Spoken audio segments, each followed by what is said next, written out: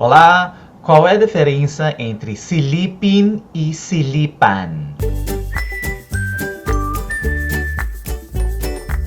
Silipin e silipan, ambos vêm do verbo raiz silip,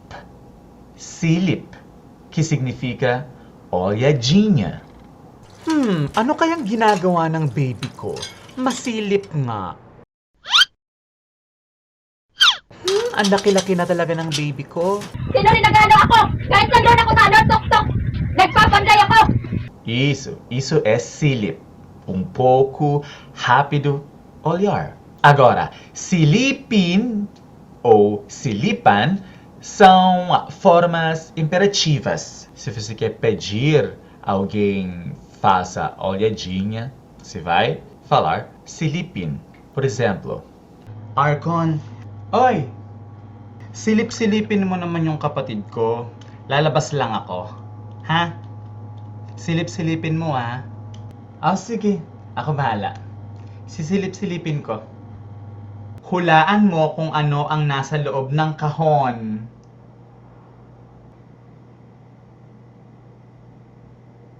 Saging? Hindi. Plato? Hindi rin. Kotse? Mali, hindi. Ang hirap namang hulaan? Sige. Pwede mong silipin. Silipin mo. Pwede kong silipin?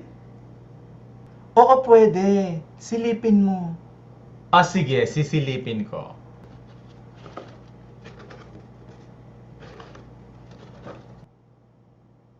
Parang bilog. Bola? Tama!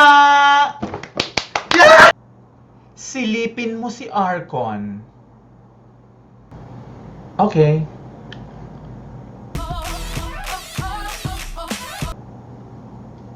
Sinilip ko na. Isso é silipin. Silipin com letra I. Agora, silipan com a letra A é uma olhadinha com um motivo sexual.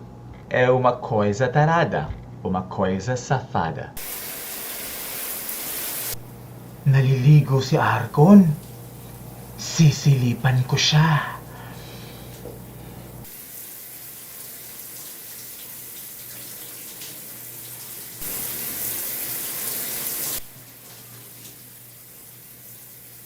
Hoy, anong ginagawa mo dyan?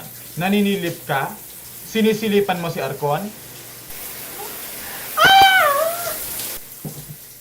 Bastos! Silipan mo si Arcon. Ew, excuse me. Bakit ko sisilipan yun? Hoy, silipan mo ko. Baka kasi makatulog ako eh. Ha? Sigurado ka? Gusto mong silipan kita? Ay, hindi! Silipin! Sorry, silipin mo ko. Baka kasi makatulog ako. Ikaw... silipin. Okay. Arcon, I love you! Silipin?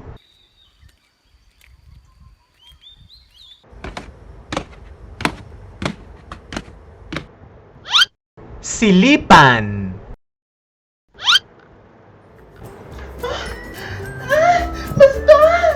Isso, gente, a diferença entre silipin e silipan.